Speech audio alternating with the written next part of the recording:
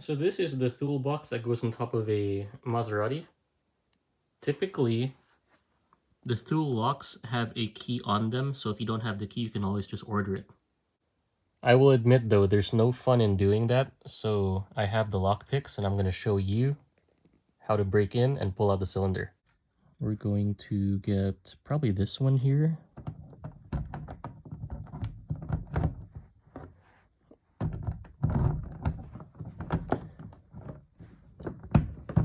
I don't know the terms, but the top one is a wavy one, and then the bottom one is just enough to be able to turn the cylinder as soon as the top one is locking the pins in the right place.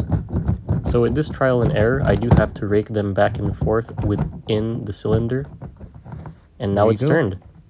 So once it makes this 45-degree turn, you're not going to be able to open the box as I show you here. However, you're going to be able to pull the cylinder out.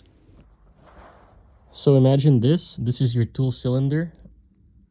This is you trying to rake those pins back and forth. Notice how the pins are moving. Once you get it to that 45-degree position, you'll notice there's a notch back here. So with this towards the top, you can see back here that it is pulling. That will allow you to pull the cylinder straight out. And try to get the lock to come out. There you go.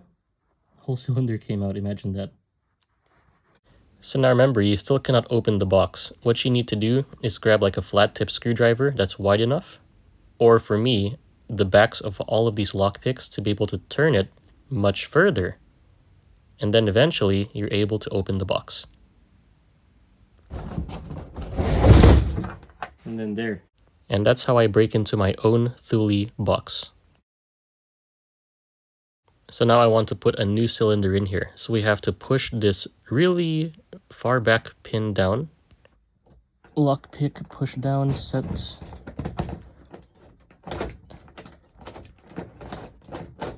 Okay, key stuck in there.